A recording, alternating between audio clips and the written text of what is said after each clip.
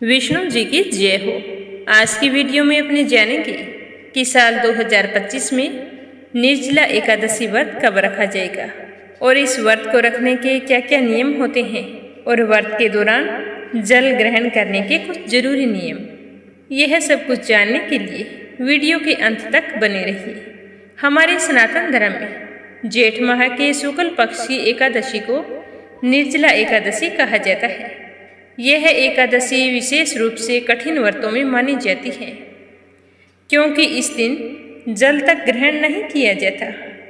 इस दिन अन्न, जल और फल की मनाही होती है। हमारे हिंदू धर्म में एकादशी को बहुत ही विशेष महत्व दिया गया है। यह भगवान श्री हरि विष्णु का आशीर्वाद पाने का माध्यम है।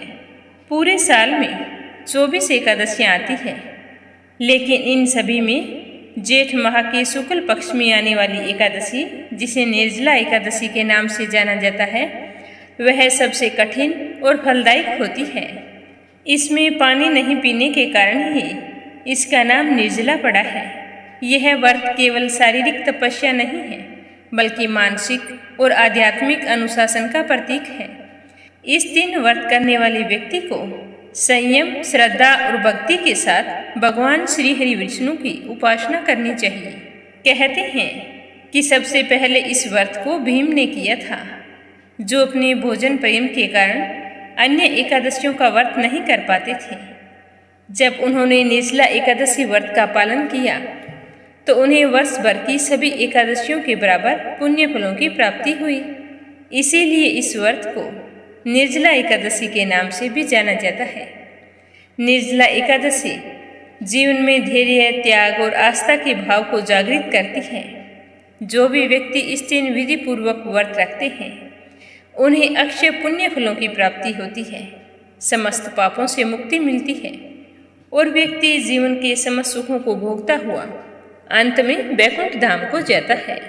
वैदिक पंचांग के अनुसार साल 2025 में निर्जला एकादशी का व्रत उदय तिथि के अनुसार 6 जून को रखा जाएगा।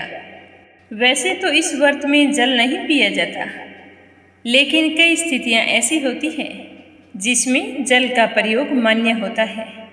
व्रतधारी व्यक्ति को पूजा के समय 3 बार आचमन करना होता है। इसमें थोड़ा थोड़ा जल पी सकते हैं। यदि कोई व्रतधारी दवा लेता है या शारीरिक रूप से कमजोर है तो वह व्यक्ति भी थोड़ी सी मात्रा में जल पी सकता है। थोड़ा सा जल पीना धर्म सम्मत माना गया है, लेकिन इसे व्रत का पूरा पालन नहीं माना जाता। अगर आप पूरा दिन जल के बिना नहीं रह सकते हैं तो इतना नियम रखें कि शाम को सूर्यास्त होने के बाद में जल ना पिए और फिर दूसरे दिन द्वादशी के दिन सुबह जल्दी उठें। सूर्य को अर्घ्य देकर भगवान श्री हरि विष्णु, लक्ष्मी माता, तुलसी माता की पूजा करें। फिर सुपात्र ब्राह्मण को भोजन करवाएं, दान दक्षिणा देकर विदा करें। उसके बाद में भगवान श्री हरि विष्णु से अपने मंगल जीवन की कामना करें और व्रत का पारण करें। इस समय आप जल पी सकते हैं। उसके बाद जल पीने का कोई नियम नहीं होता। तो ये थी छोटी सी जानकारी निर्जला एकादशी व्रत को लेकर। आप सबको सुनकर कैसी लगी कमेंट करके ज़रूर बताना और कंचन भक्ति सागर चैनल को सब्सक्राइब जरूर करना। भगवान विष्णु आपकी सारी मनोकामनाएं पूर्ण करें।